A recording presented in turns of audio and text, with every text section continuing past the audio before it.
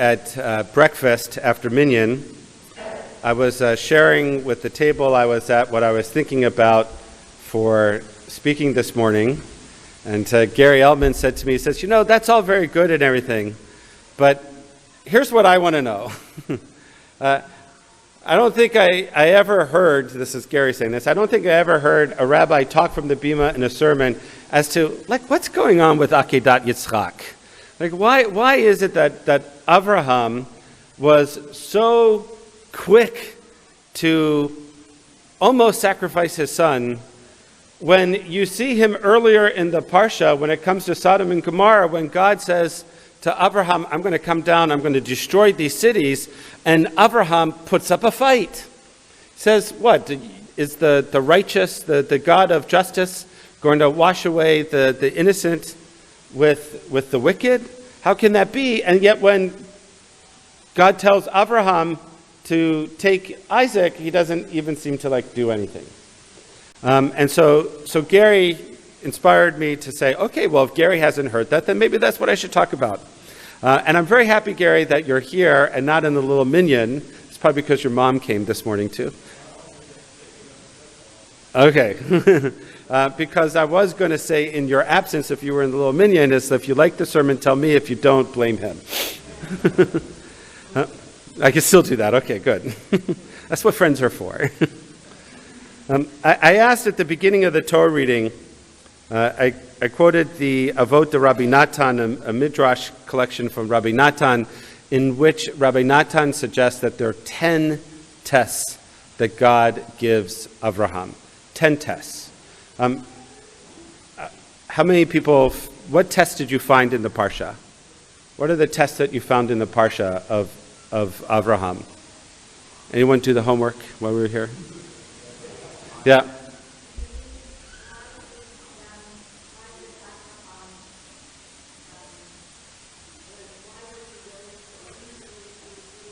Definitely.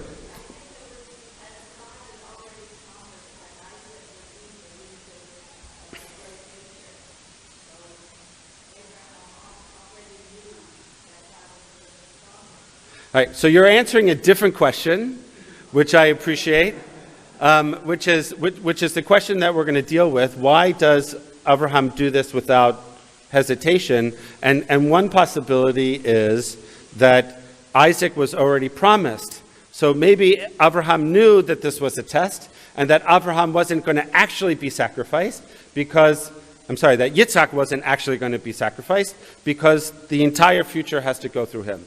But my question was, what are the tests that Avraham has to endure in the Parsha? There's 10 of them. According to Rabbi Natan, they are as follows. There's two tests given to Avraham when God says, go forth. Go forth from Haran, Lech Lecha, that's a test. To get up and go without knowing where you're going, but to follow God, as I said earlier, as your GPS, as your guide, that's a test.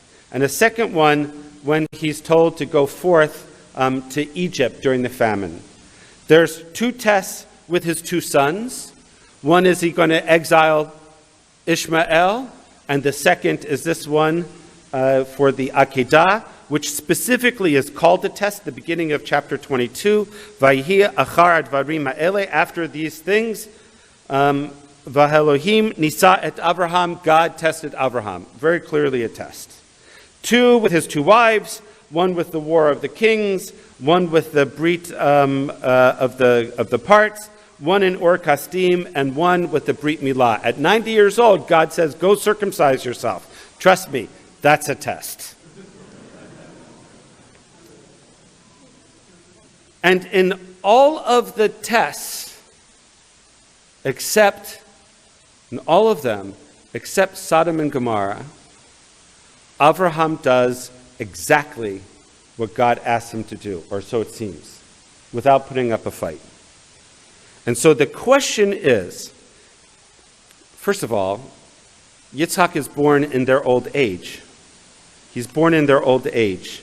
They finally get a son. The promise appears to finally be fulfilled of the transmission of this new monotheistic religion to be passed down through Yitzchak and his descendants. Everybody's happy. There's a big party. It's Yitzchak's Brit Milah. And then, boom. In the very next chapter, Avraham goes to kill Isaac, Yitzchak. Why did God so nearly take away what God had given? Why did he put these two parents, Avraham and Sarah, through such an appalling test? Why did Avraham, who previously challenges God over Sodom and Gomorrah, over justice, not protest this cruel act against an innocent child? And so the Midrash comes and provides all sorts of possible answers. One is exactly what Carol said, that he knew it was a test. If God is going to fulfill God's promise through Isaac, then clearly Isaac is not going to be the sacrifice. There's another interesting way in which the Midrash shows us that Avraham actually did put up a fight, showed some resistance to God. In verse 2 of Genesis 22, we read, Vayomer kachna et bincha. God says, take now your son, et yachidcha, your only son, asher ahavta, the one that you love, et Yitzchak, Isaac, velech lecha, there's that word again, go forth, lech lecha el Eretz HaMoriah, to the land of Moriah. The Midrash imagines that what we are hearing in this verse is only one half of the telephone call. This, by the way, drives me crazy. I'm on the phone with somebody, and somebody else is like participating in the phone as if they can hear the other person on the phone. Right? We only hear me talking to God or me talking to whoever's on the phone. And so the Midrash comes to fill in the blanks of who, in this case, God, what Avraham is saying to God in response to all these things. So Rashi says that the conversation goes this way. God says, Vayomer, kachna et bincha. Take your son. And Avraham says, which one? I got two. God responds, et yechidcha, your only son. To which Avraham says, well, I got one son from Hagar and one son from Sarah. Asher ahavta, the son that you love. What is it that Abraham says? I love them both. Et Yitzchak, finally God says, enough already, Abraham, I'm talking about Isaac. He's got to be specific and clear. And so the Midrash, in this very clever back and forth, this one-sided telephone conversation, fills in the blank and lifts Avraham up to be the Avraham of Sodom and Gomorrah who fights for justice. There's another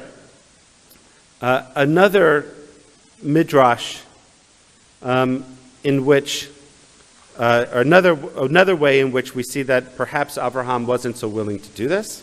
In verse 5, Vayomer Avraham el Na'arav, they now arrive at Har Moriah. Avraham says to the servants that are with him, Shvu lachem po, you guys stay here.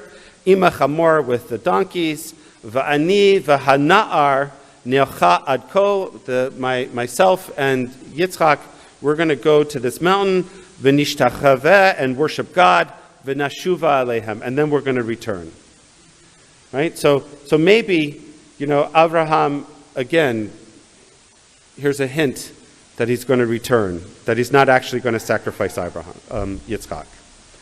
And then, also, in the next verse, though there's not a v'yit mama and a shalshelet, as in Lot, giving us a sense of delay, but if you read verse 6, 7, 8, 9, 10, and 11, you get the sense that Abraham's taking his time.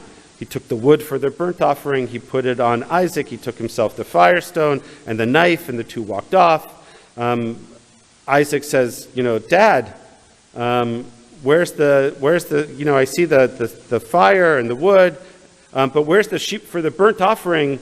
And then Abraham said, it's God who will see to the sheep for this burnt offering, my son. God will see to the sheep.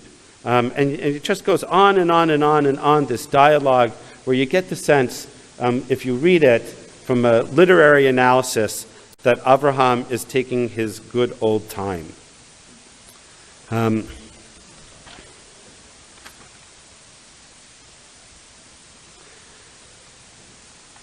There are, however, midrashim that imagine that Avraham actually went through it with it.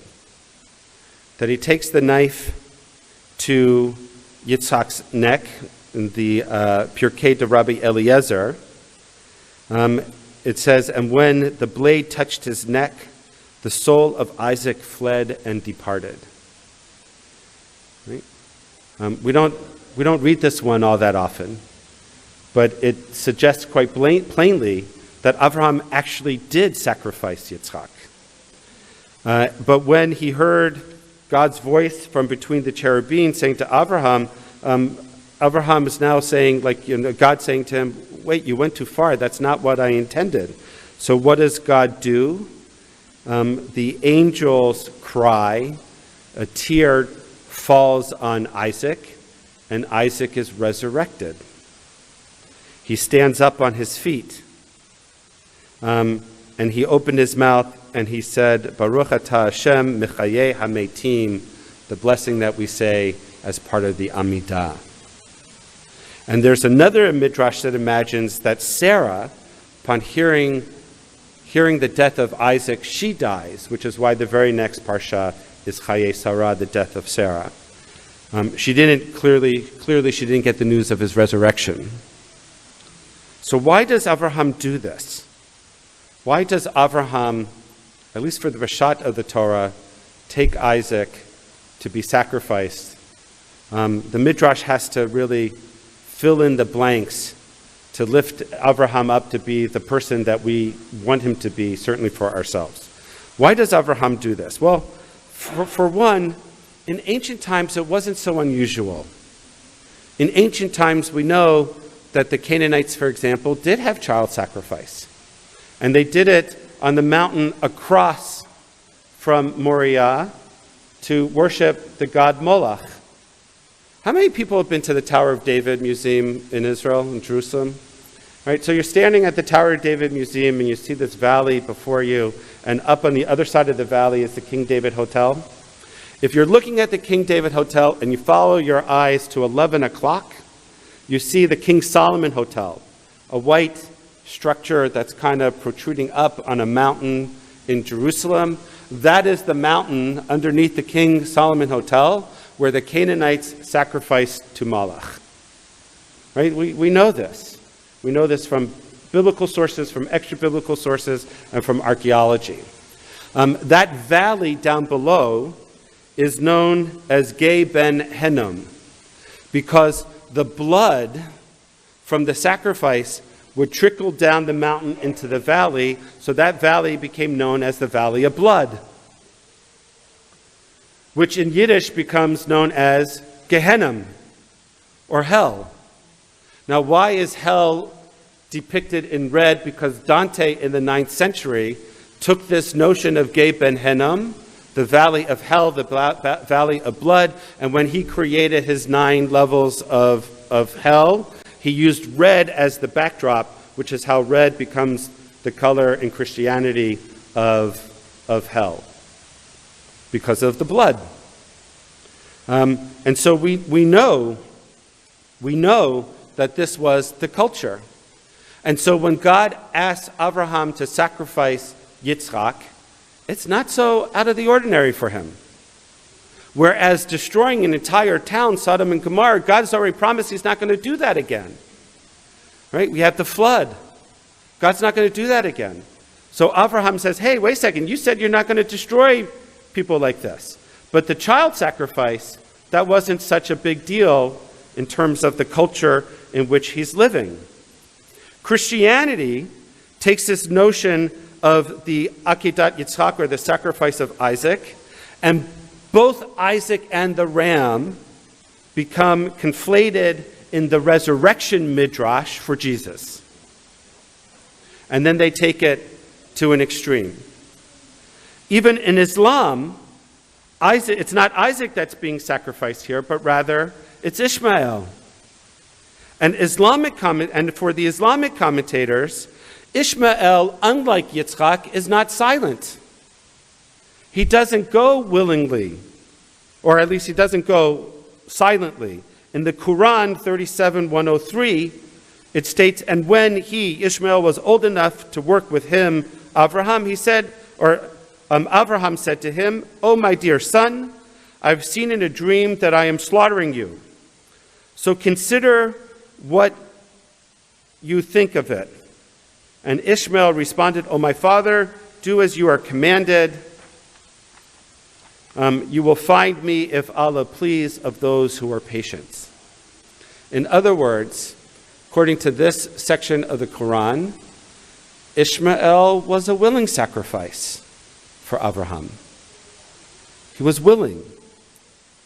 Now, to be fair, there are midrashim that suggest that Yitzhak was willing too. But the far overwhelming position of Jewish tradition, of interpretation of this story, reads it as an anti-story. It is a polemic against child sacrifice. And that's the test of Abraham. We call it Akedat Yitzchak, the binding of Isaac, not Korban Yitzchak, the sacrifice of Isaac. Thursday night, I was at the Friends of the Simon Wiesenthal Center annual fundraiser, and Helen Mirren was the guest. She was clearly chosen before the war started because of playing the role of Golda Meir. And whenever we come to these moments of conflict with the Palestinians and the terrorist elements of Palestinian society, of Hamas, for example, it is hard not to think of Golda's famous quip: "There will be peace when the Palestinians learn to love their children more than they hate ours." I want to refine that a little bit. There will be peace when the terrorists, like Hamas, learn to love their children more than they hate ours. When they stop sending them as suicide bombers or as terrorists to kill our children and our people, let alone to take them, including babies as old as 9 months or as young as 9 months, into captivity and to hostages. When we read this story, what we emphasize is a polemic against child sacrifice. And the reason that that is so important is because at the end of the day, the strength of Judaism is found in this morning's Parsha, and it has to do with the choice of these stories, both the birth of Isaac and the binding of Isaac, as the Torah readings for Rosh Hashanah on the first and second days. Because they emphasize that the fulfillment of God's promise comes down to one child. One child. Abraham heard the call directly. Isaac did not. Isaac has to hear it, he has to learn it from Abraham. And he has to learn it in such a way, as I said to the parents of the baby naming today who we celebrated, such that they will walk together and transmit it from one generation to the next. Had Abraham failed to teach his son what God actually wanted him to do, the promise would have been unfulfilled. And herein lies another test. The story of humanity is not the story of kings, and it's not the story of war. It's the story of parents and children and partners and family. God does not want our babies as sacrifice. God wants our babies named at the Torah, brought to it for B'nai Mitzvah, and young adults standing underneath the chuppah, ready to begin their own families, continuing the train of tradition that goes back to Abraham, Sarah, and Yitzchak.